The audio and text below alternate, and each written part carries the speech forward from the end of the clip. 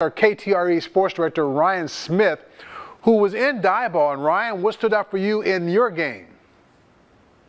Well, I mean, shoot, MC, it was a pretty good game. I felt like for Shepherd especially. I mean, 20-7 at halftime, running that triple option, sort of like what the military academies run, the armies, the Navy, Army, Navy, Air Force, running that triple option wishbone sort of attack. And I'll be honest with you, if you go into a textbook and try and look up what a textbook definition of it, you would pull up tonight's game, because they did it to perfection. Kept the ball out of Diboll's offense's hands and just ate up so much clock during that game, able to put up 20 points, run the ball very effectively, and also showed off a bit of the pass. That first touchdown that Shepherd had was really aided by two big passes, one bobbling catch and then one just right in the breadbasket in triple coverage. But obviously a 50-35 win for Shepherd. Both of these teams coming in at 1-3, but Diboll, they've been struggling after a 9-3 season.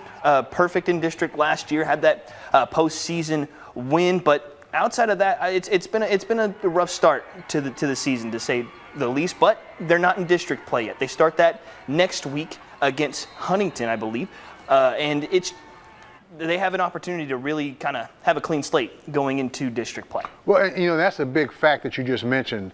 They don't begin district till next week.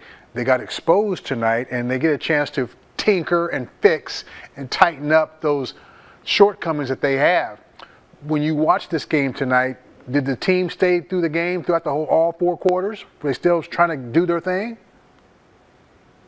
Yeah, I mean, yeah, you definitely saw it. It was kind of just, like I said, that triple option attack that Shepherd had was just so good for the entire night. You could just tell it was wearing down that Diboll defense. Obviously 20 points in the first half, then they tack on 30 in the second half, and just, honestly, Diboll, you see the vision. You see what they're trying to do on both sides of the ball. They did a pretty good job for the most part. It was just a couple of big plays that they gave up in that first half, which kind of led to just Shepherd running away with it really in that first half, and then of course going into the second as well. And then for the offense for Diboll, it's just, you see the vision. I said it. You see the vision that the guys are open. It's just, I think they get into the execution, have a chance to, like I said, have that clean slate going into district play, and that's where you sort of benefit from having only 6 teams, including Diboll, in their district.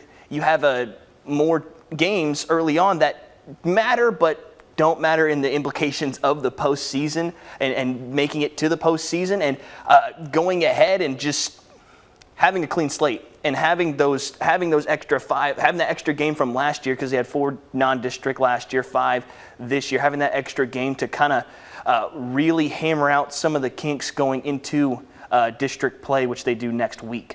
Well, we're going to find out. Thanks a lot. That's Ryan Smith, our KTRE sports director.